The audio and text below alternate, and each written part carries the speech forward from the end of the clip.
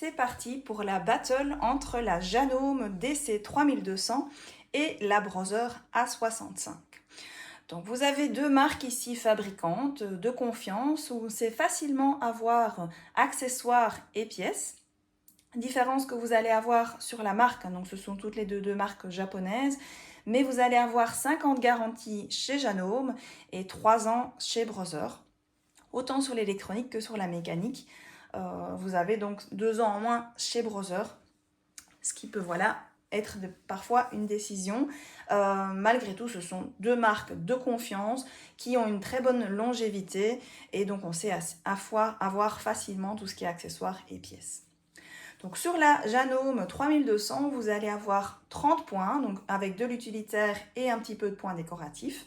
Sur la Brother, vous aurez un petit peu plus de points puisqu'elle offre 60 points.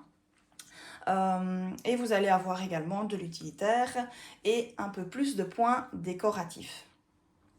Au niveau force moteur de ces deux modèles, elles sont assez proches, mais on a malgré tout quelques différences de par les matériaux utilisés, le capot. Donc je donne un petit plus malgré tout pour la Janome 3200 par rapport à la Brother.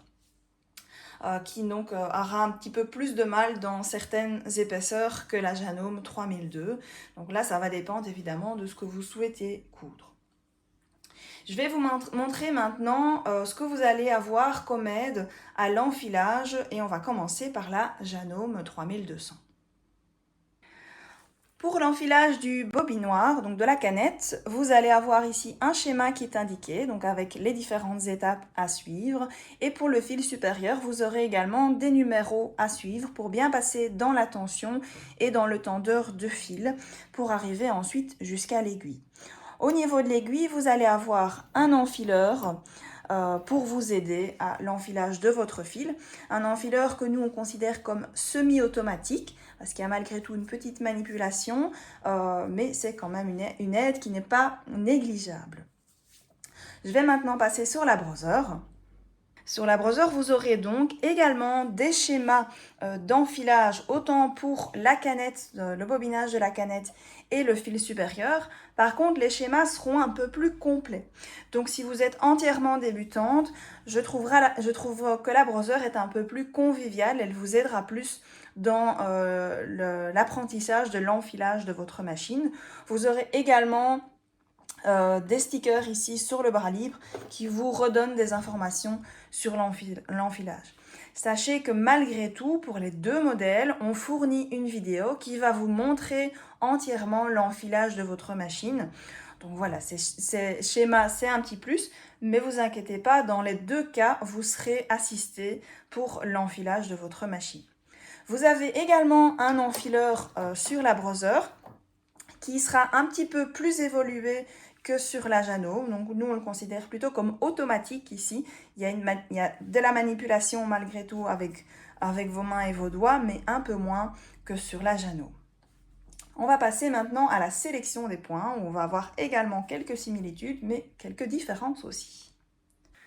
Sur la Janome, vous retrouvez donc un écran où vous allez avoir différentes informations, les plus utiles étant le point, la semelle qui est sélectionnée, qui est conseillée en fonction du point que vous avez choisi. Donc ici, vous avez l'information du point. Puis vous aurez la largeur de point et la longueur de point. Et pour venir sélectionner le paramètre, vous aurez les flèches de droite à gauche avec la petite ligne qui passe d'un paramètre à l'autre. Et vous aurez les flèches de haut en bas pour venir changer ce paramètre.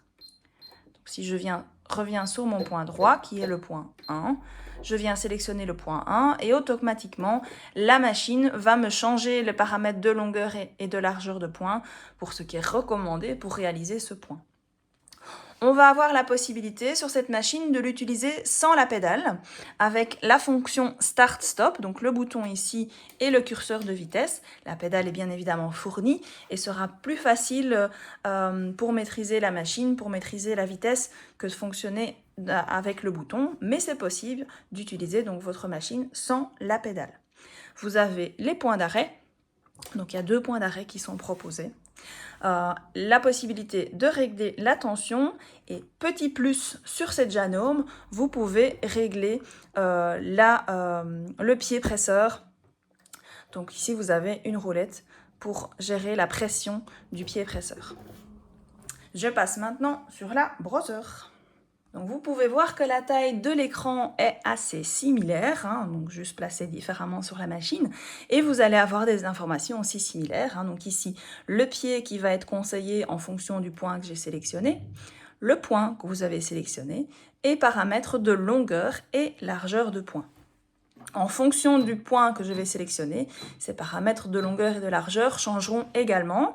Ici, on a une roulette pour venir sélectionner le point souhaité. Donc ici, si je prends le zigzag, le point 7, on aura donc longueur, largeur de point, que là par contre, je pourrais faire varier avec le petit plus, moins.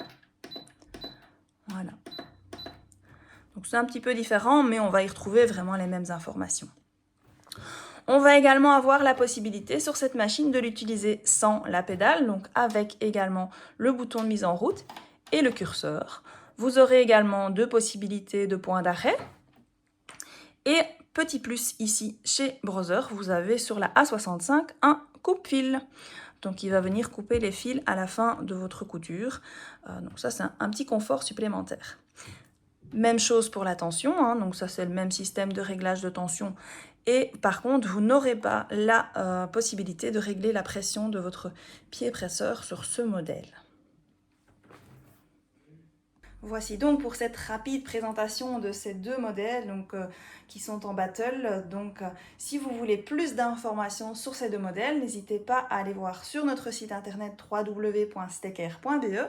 Vous pouvez également nous contacter par mail ou par téléphone si vous avez des questions supplémentaires. Et on se retrouve pour une prochaine battle.